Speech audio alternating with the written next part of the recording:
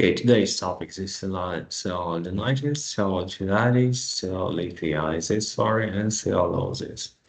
Also, we're going to talk about arthritis and arthrosis of the temporomandibular joint. So, as you remember, we have a small or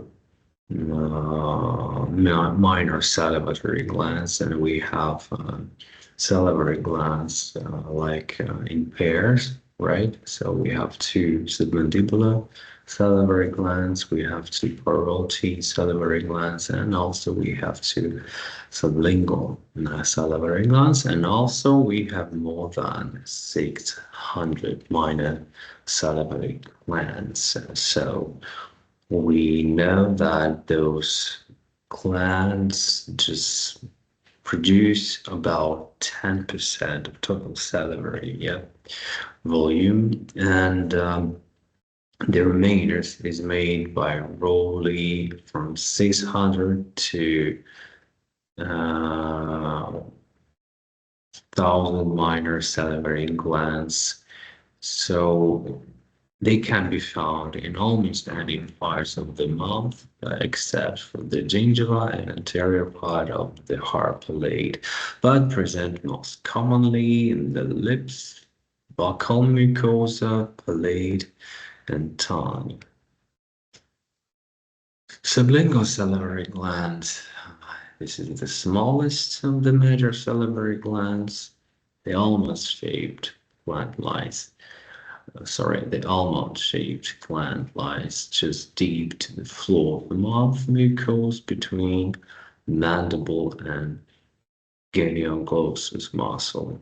It is bounded inferiorly by the mylohyoid muscle, and sublingual gland has no true facial capsule. It lacks a single dominant duct. Instead, it is drained by approximately 10 small ducts. The duct of Rivenus. Submandibular gland. This gland lies in the submandibular triangle, formed by the anterior and posterior obliques of the gastric muscle and the inferior margin of the mandible. The gland forms as a C around the anterior margin of the mylohyoid muscle, which divides the gland into superficial and deep lobe. Submandibular gland widens dark and into the intraoral cavity, lateral to the lingual frenum on the anterior floor of mouth. Here you can see how it looks in oral cavity. Parotid gland, as you remember, represents the largest salivary gland, right? The following lists the boundaries of the parotid compartments. In superior border, it has posterior border as external auditory canal. Inferior border, like styloid process, muscularity. Yep, the internal carotid artery and jugular veins. And anterior borders. It's a diagonal line drawn from the zygomatic root. So you know all of that because you had that on anatomy, so that's not a big deal for you. So 80% of the gland overlies the masseter and mandible, yep, and remaining 20% of the gland, the temporomandibular portion. This portion of the gland lies in the prestyloid compartment of the parapharyngeal space. Parotid gland has a stance duct arise from the anterior border of the parotid and parallels the zygomatic arch, 1.5 centimeters inferior to the inferior margin of the arch. It runs superficial to the masseter muscle, then turns medially 90 degrees to pierce the postinator muscle at the level of the second maxillary molar, where it's open onto the oral cavity. Okay, parotid gland, corneal nerve. It's the seven branch, right? Divides into two surgical zones, the superficial and deep lobes. After exciting the foramen, it turns laterally to enter the gland at its posterior margin. The nerve then branches and past arsenius or goose food, approximately 1.3 centimeters from the stylomastoid foramen. The nerve then gives rise to two divisions: temporofacial, its upper one, and cervicofacial, its lower one. Parotid gland, followed by five terminal branches. It's a temporal, zygomatic, buccal, vaginal, mandibular, and cervical. Functions of saliva include the following, and you might remember that from physiology course, right? It has a cleansing action of the teeth. It moistens and lubricates food during mastication and swallowing.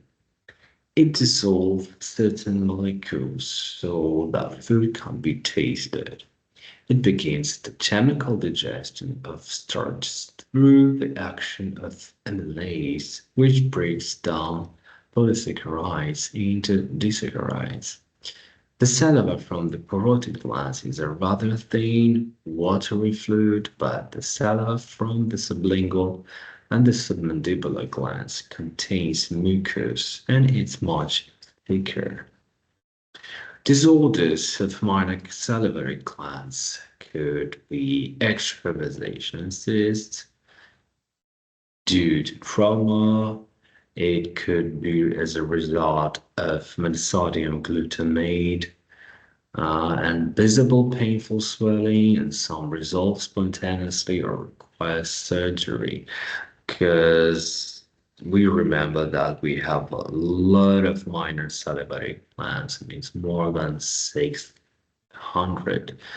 But as we know that um, it could be any disease, absolutely. So just like you need to put the right diagnosis to have a successful treatment for that.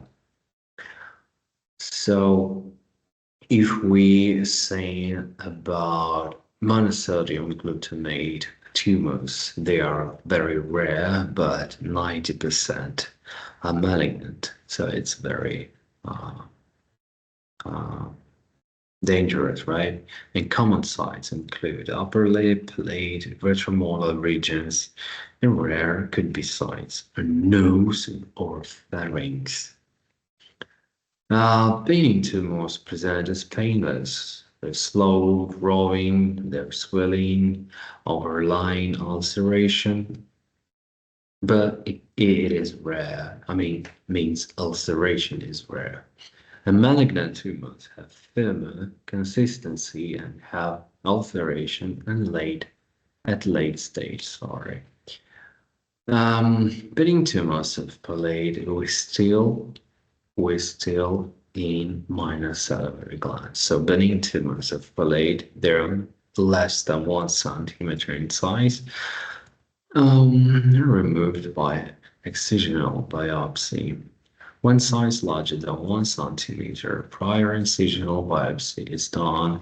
Malignant tumors are managed by excision, which may involve low-level or total maxillectomy and immediate reconstruction.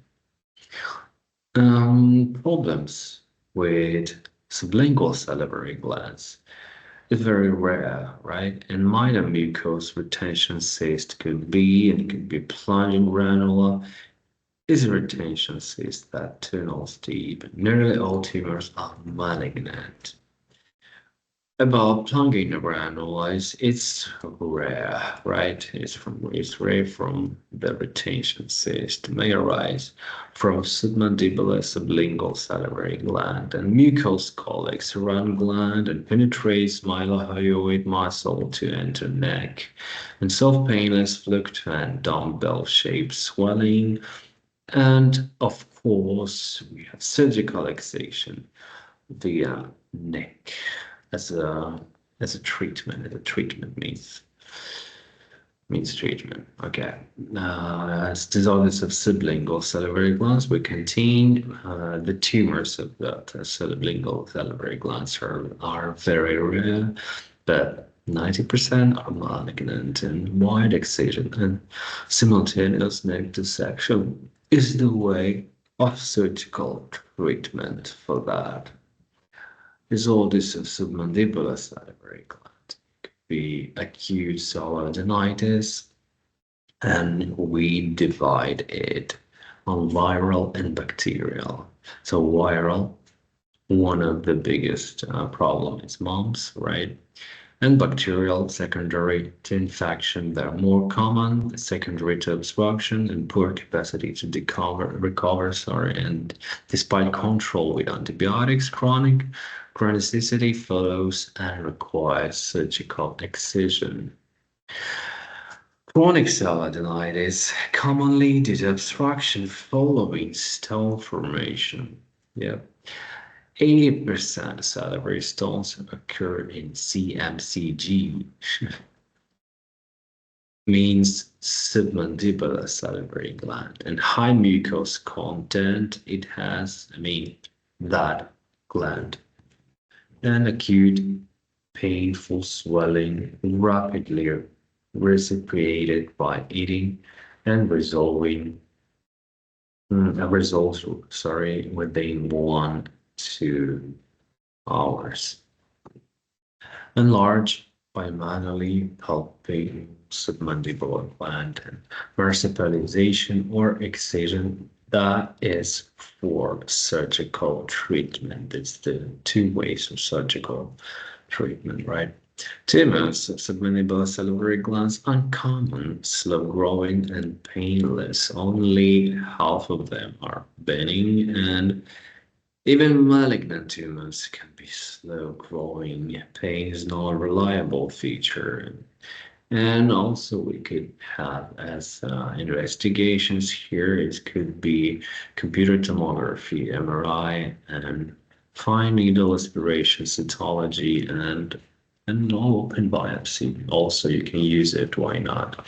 Of course, you can use just one or two of those investigations. That's not obvious to use any of them. Okay. And management. So about management, we have small increase within capsule, intracapsular excision. Yep. And what about large benign tumors? We have xiphoid excisions, and malignant tumors require concomitant neck dissection. Notice of parotid glands, common causes of parotid swelling. As we said, we have mumps, acute bacterial sialadenitis in dehydrated elderly patients, and acute bacterial parotiditis, obstructive parotiditis causes swelling at meal time. Parotid tumors, most common is pleomorphic adenoma, and low-grade tumors like actinic cell carcinoma are not distinguishable from being high-grade tumors grow rapidly and are often painful and have nodal metastasis. And useful would be some investigation, like computer tomography and MRI, and fine needle. See this fine needle, where is we have that previously? Yeah, fine needle aspiration cytology here. And those tumors should be excised and enucleated. Classification of parotid tumors could be adenoma, So we have a pleomorphic and monomorphic adenoma, right? And we have carcinoma. It's a low grade and high grade version. Management. So about superficial paroidectomy, most common procedure. Radical paroidectomy is performed for patients clear histological evidence of high-grade malignancy.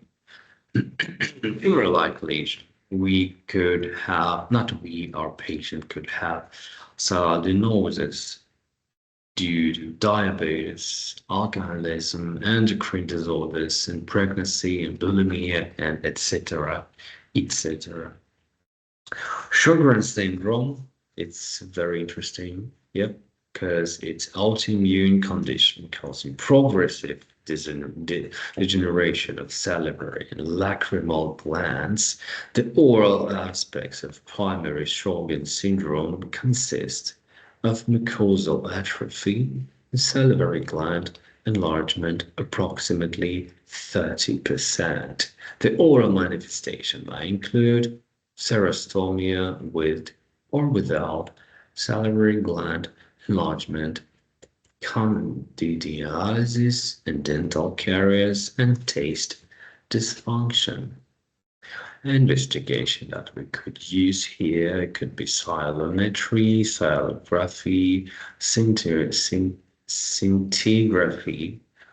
A radioactive tracer is given by a vein that is subsequently taken up by the salivary glands and gradually eliminated within the salivary fluid. Sialochemistry or chemistry, and ultrasonogram and labial or minor salivary gland biopsy. Management can be symptomatic, or from the systemic drug treatment standpoint, immunosuppressive therapy in the form of corticosteroids or cytotoxic drugs have proven effective, in particular when symptoms are severe. A drug known as plaquenil has also proven to be helpful in some cases, with all open questions remaining as to the role of alpha interferon and non-steroidal anti-inflammatory drugs. Okay, so that was the first part of our lecture, and then we're gonna switch to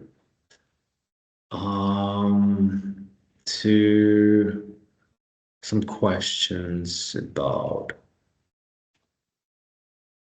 temporomandibular joint pathology. So that's the joint that we're interested in our maxillo-facial area, right? So we have to understand how it works and how it manifests as a problem in our region.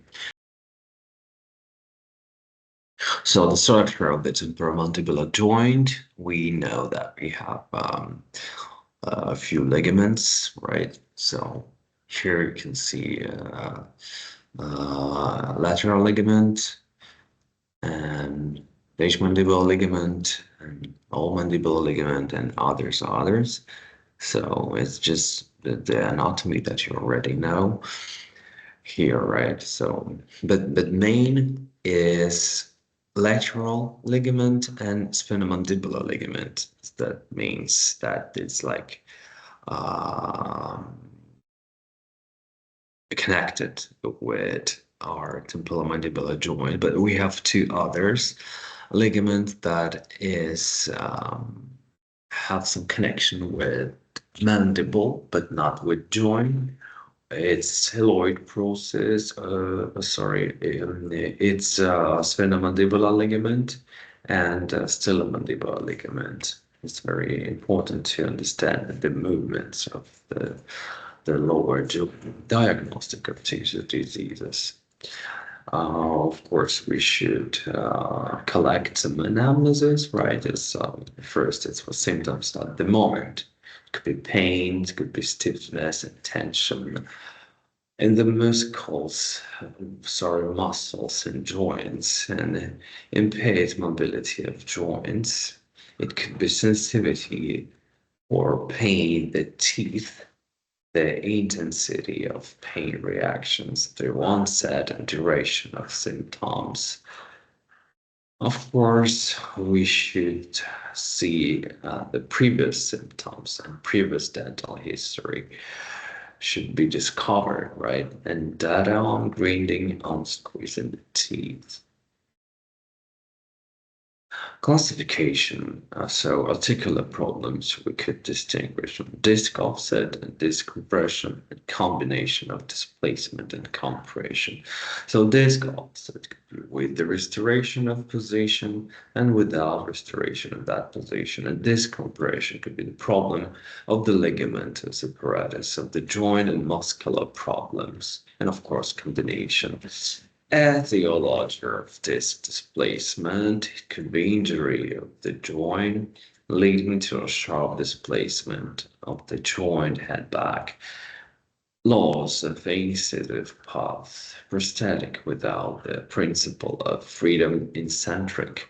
When modeling a prosthesis, a dental technician should give 1 millimeter of freedom of the incisional and fang path. Anomalies of occlusion with forced position of the lower jaw is offset to the side.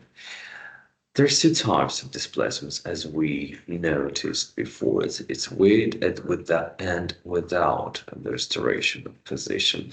The clinical picture of the displacement of the articular disc with the restoration of the positions is R as clicking when opening and closing the mouth at the same stage. Reciprocal click may not be had without a stethoscope.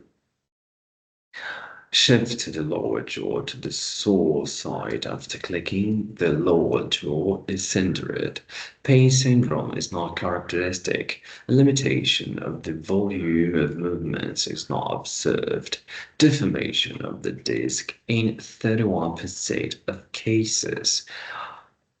And what we have without restoring the position. So we have acute stage and chronic stage.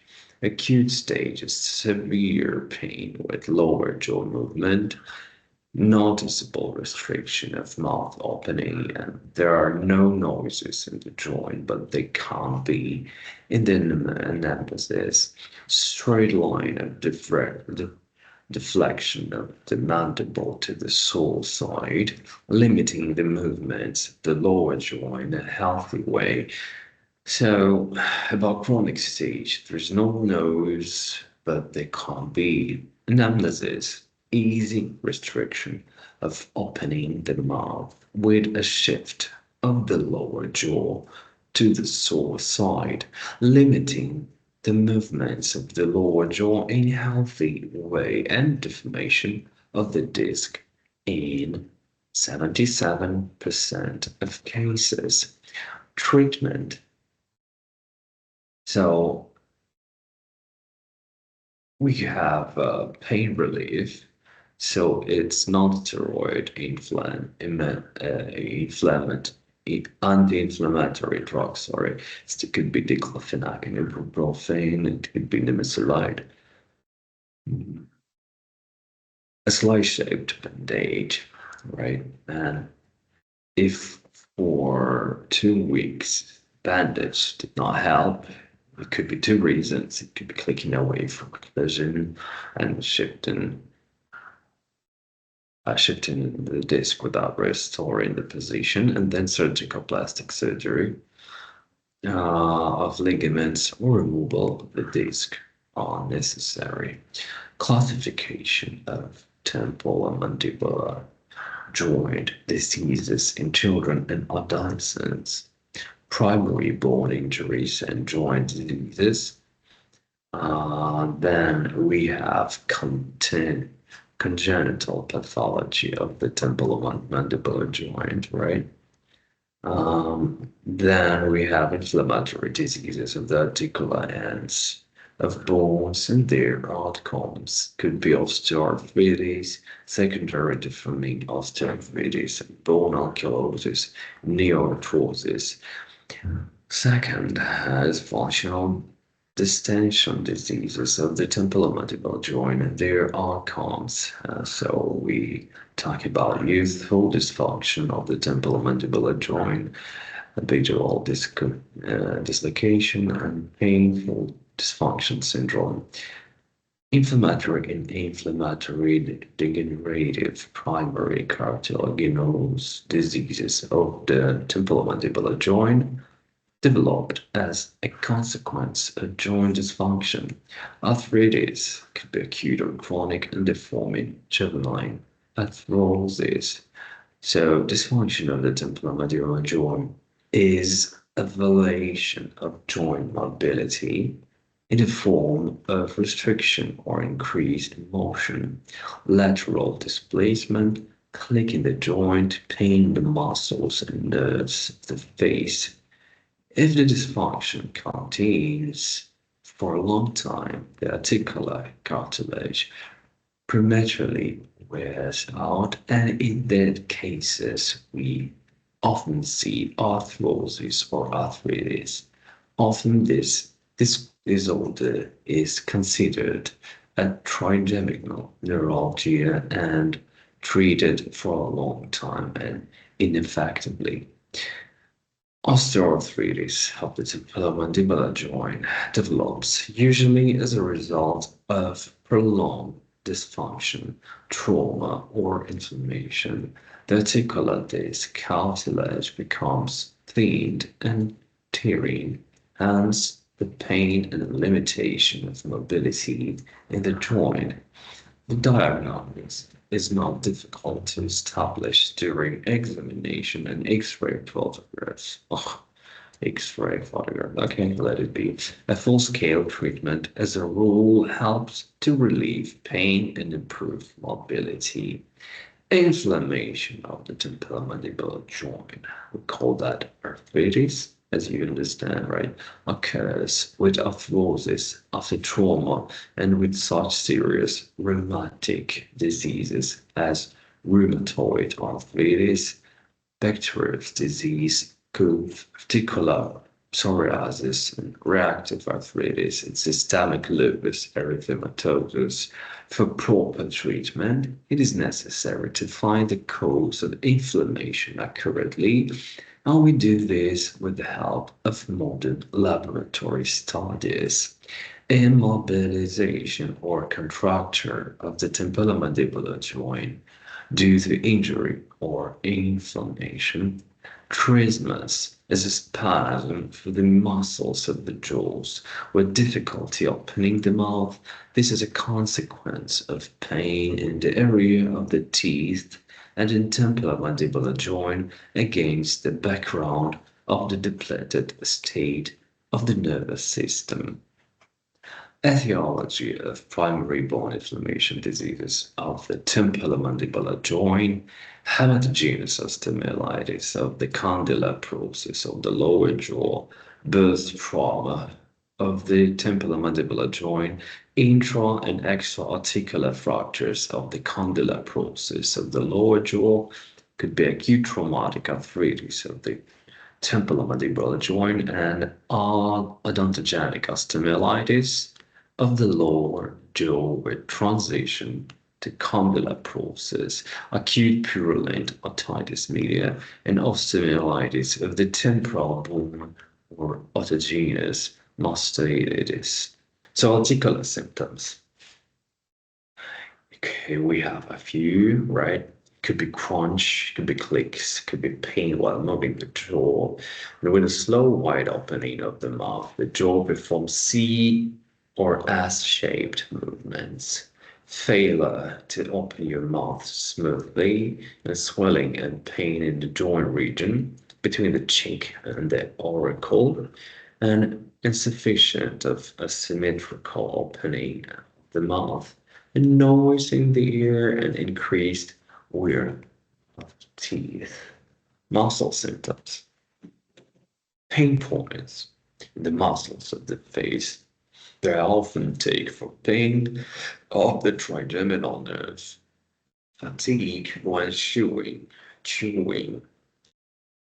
Chewing on the side with a full set of teeth, pain when chewing, and insufficient or asymmetrical opening of the mouth and increased wear of teeth. What can be expressed dysfunction of the TMG? Let's just say TMG, okay, because temporomandibular joint is too long. So what is what we call expression of dysfunction, okay? Inside the joints, there are no nerve endings, so if they work as disturbed, the pain rarely appears in joint region. It irradiates to all other areas. In addition to pain, the development of dysfunction of the TMG is a strain in the muscles of the head and neck, the appearance of seals, the so-called trigger point, painful when pressed. Possible causes of arthritis, its aggression of one's own immunity with respect to joint tissues. This is possible with autoimmune rheumatic diseases such as reactive arthritis, rheumatoid arthritis, and bacterial disease or ankylosing spondylitis, psoriatic arthritis, articular psoriasis, systemic lupus erythematosus, and rheumatism, and change the relations of the inflammatory diseases of the joints, most often good when the body produces an excess of uric acid and its crystals are deposited in the joints. Overload of joint with its prolonged mechanical damage, microfractures of the meniscus, cartilage, and ligaments. The reasons for long load could be walking, running, sports, etc., and with flat feet, arthrosis. Infectious inflammation. Often inflammation in the joint is associated with venereal infection, for example, chlamydia, uroplasma, mycoplasma, and gonorrhea. Inflammation of the joints can be acute. When the joint swells, it can become it can become hard to touch, possibly redness of the skin around the joint. A pain arises necessarily, body temperature may increase, and if we have chronic disease of joints, flashes of inflammation of the joints may not be accompanied by swelling.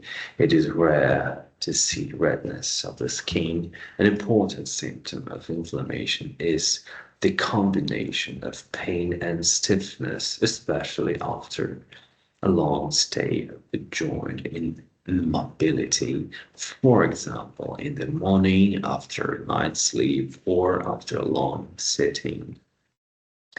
Often inflammation in the joint is associated with venereal, urological, and gynecological infections. For example, chlamydia, uroplasma, mycoplasma, gonorrhea, as we said before.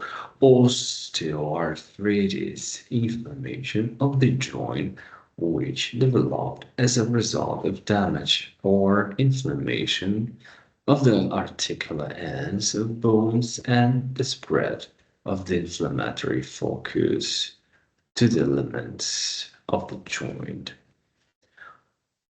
Displacement of the joint. The displacement of articular heads upwards or distally may also occur with the maximum interlacing closure of the teeth. Clicks in the joint. The clicking sound at the opening and closing movements of the lower jaw, as well as with its lateral movements, are characteristic symptoms of the mandibular dysfunction. Pathological changes in the joint. It could be change in shape and degeneration.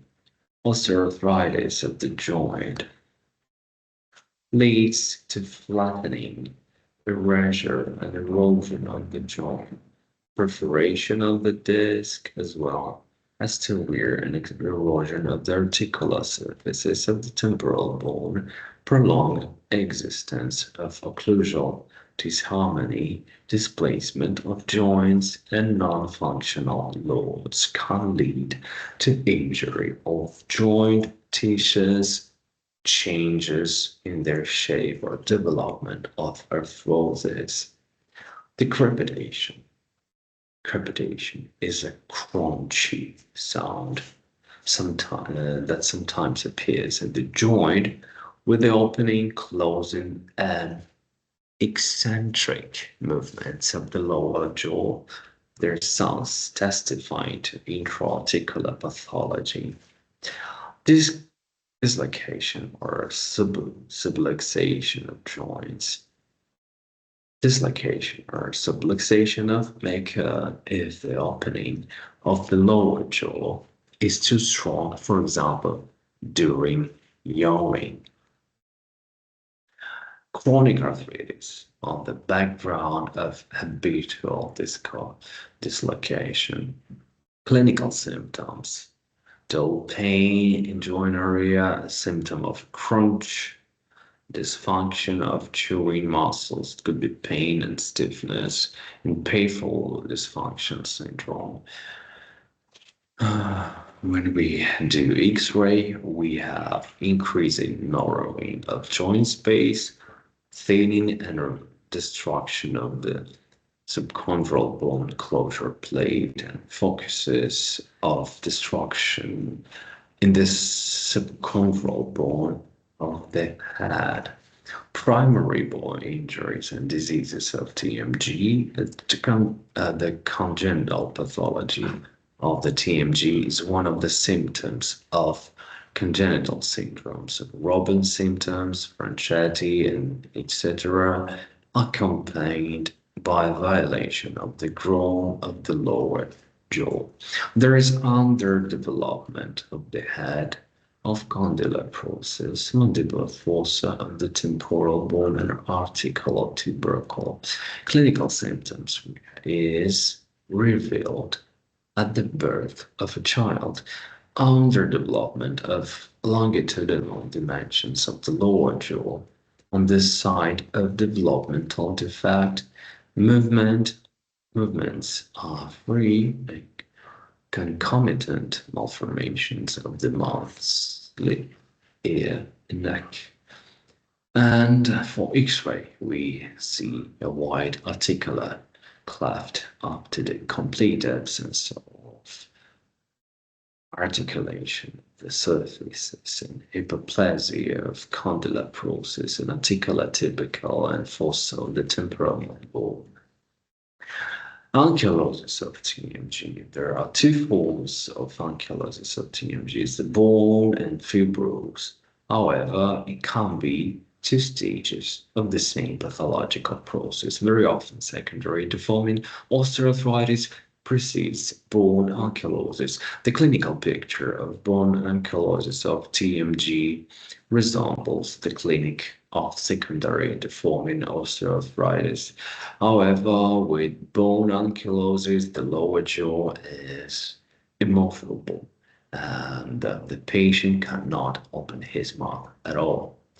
Radiologically, the TMG elements are virtually absent as the bony growth occupy the entire articular gap. It is not visible on X-ray, and the articular cavity, sometimes even the semilunar incision, etc. There is a complete or partial fusion of the condylar process in the lower jaw with the temporal bone. The most common cause of bone ankylosis is hematogenous osteomyelitis of the lower jaw, which occurs most often in young children. Here you can see it moving the incisional point. opening the mouth in patients with arthrosis and changing the shape of the head of the lower jaw with arthrosis of the TMG on the second picture. Neuroarthrosis is a pathological articulation that arises from the displacement of the head of the lower jaw into a new position under the infant's in some pathological process leads to a slower growth of lower jaw. Clinical symptoms. The disease is detected at the age of 5 till 15 years. Underdevelopment of longitudinal dimensions of lower jaw on the side of the patient joint is absent or weakly expressed. Free or slightly limited movement of the jaw. And what we see on X-ray, it's unevenly deformed joint. The condylar process is shorter and head is flat. The bone is sclerotized. I guess this is the end of our lecture.